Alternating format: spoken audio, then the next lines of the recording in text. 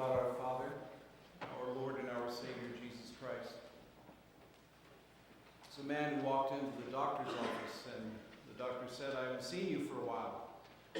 And man said, "No, I've been ill." We should come to Jesus when? How about all the time? He's never left us, though it can feel that way sometimes.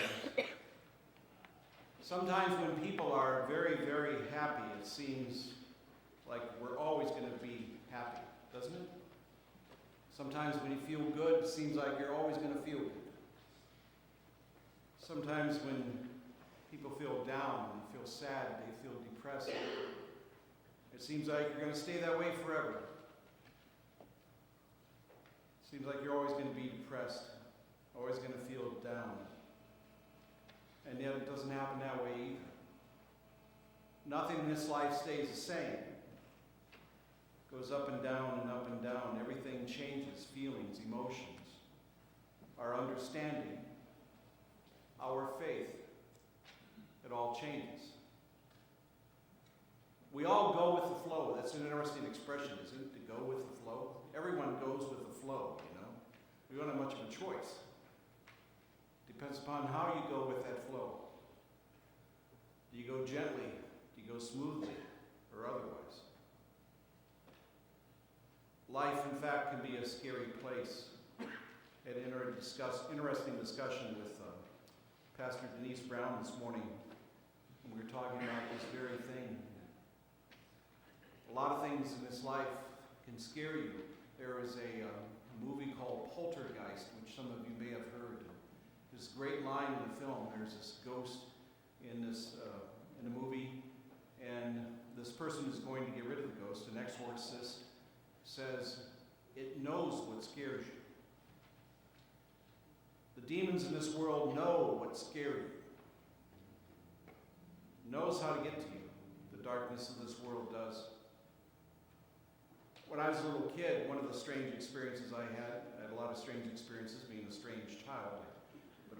One of them, as I went out to get the paper, and it was late at night, and my parents forgot to bring it in, and I looked down the road, and for some odd reason, I thought I heard someone calling my name from way, way down the road. We live sort of out in the country. And I could hear him calling my name, and I looked down there, and I could tell that there was some kind of demon or something that was headed my way. So I ran quickly back inside the house. I slipped on the ice that was there and cracked my head open. One of the many times I had to have stitches. But I thought, sure, I heard some demon calling my name. Demons do that, you know. But so does Jesus. Jesus Christ, who knows what scares us too. And he calls us by name to him. I believe that demons need to be named. Don't really believe in little creatures that are running around that are demons. But I believe there are demons of evil in this world. These demons take all sorts of different shapes, different kinds. Some of them are very, very destructive, very, very powerful. And I think they need to be named before we can deal with them. We need to understand what kind of demons possess us, what kind of demons haunt us. Biblically, to name something meant that you had power over it. That's why Adam is given the ability to name all the animals in the book of Genesis.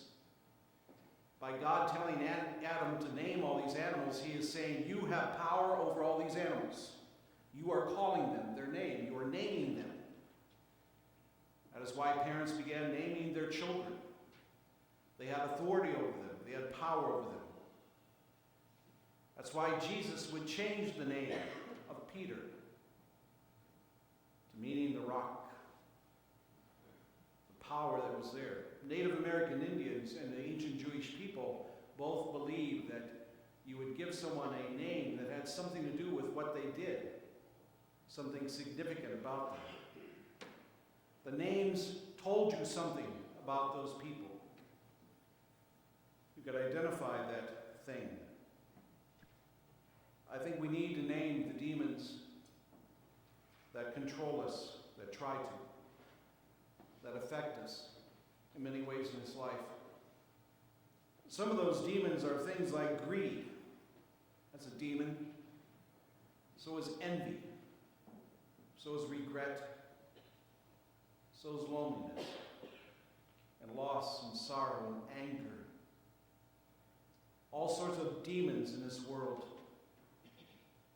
that need to be named. Naming them is confession.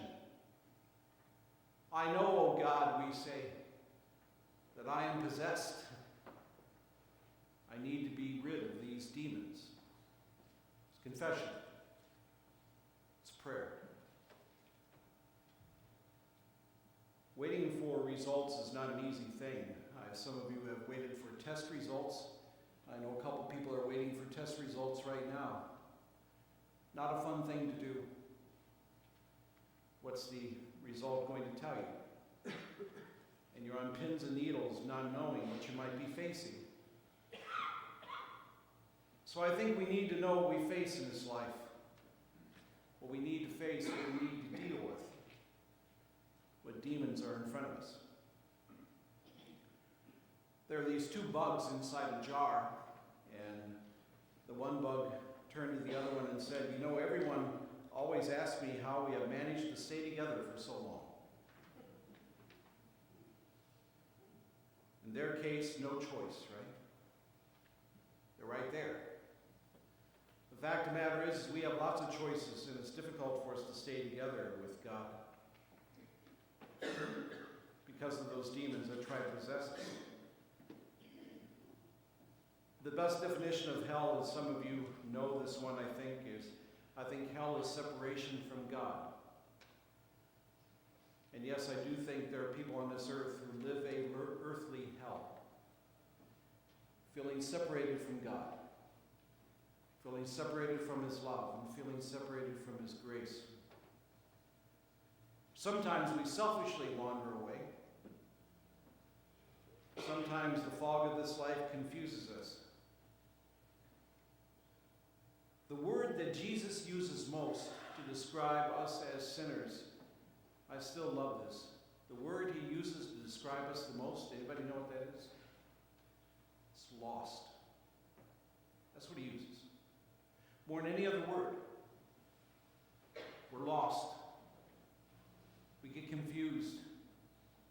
We get possessed and we wander off where this life pushes us away, or seems to. Ole and Lena and Sven got lost on their way through this life. They robbed a bank, I'm sorry to say.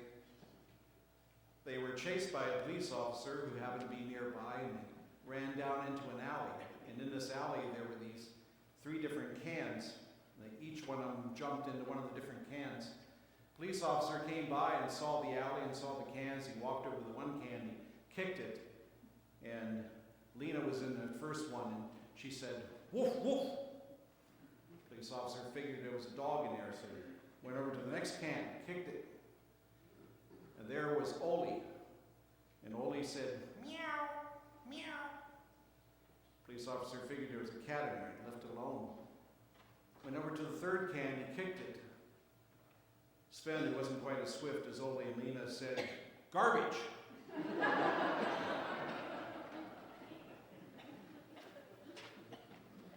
Who's in there? Named the wrong thing, I'm afraid. Our fears need to be named. Jesus tries to name them. I don't know if you remember this or not, or if you knew this, but when I first came here, we only had confession. There was only confession in this church on Communion Sundays. Anybody remember that? Pat Wood, she had to do the bulletins every week. First thing I did was I told her I want a confession every week. We need one every Sunday.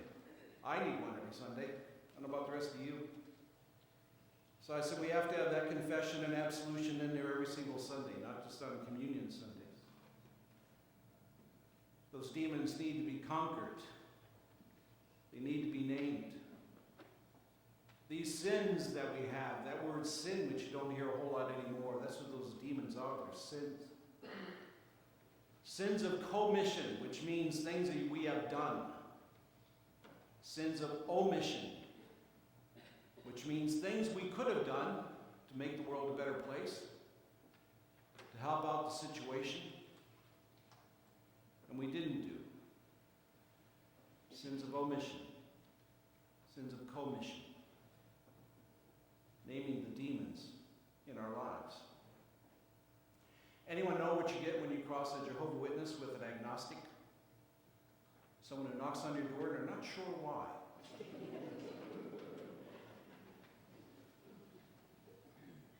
I think when it comes down to it, that's very often all of us as Christians, isn't it? I really do believe, as I rant about here and there, and it's going to be chapter 1 in my book, when I sit down and write it, we have to be taught how to love. It does not come naturally to us. Wanting to love comes naturally. The need to love comes naturally. The desire to be loved comes naturally. Knowing how to do it is not natural whatsoever. And we have to be taught. And that's what Christ tries to do. He tries to teach us how to love, how to accept it, how to give it. It's a wonderful line in the gospel text where they say to Jesus, they say, everyone is searching for you. And I think that's true. I think everyone in this world, every single person in this world searches for Jesus. It's not everyone knows it's what they're doing. They don't know how to do it. Don't exactly know what they're doing. Everyone is searching for you, Jesus. Abraham Laconey was a shoemaker in New Jersey in the year 1912. They had just invented this thing called the X-ray. Actually, it was around for a few years.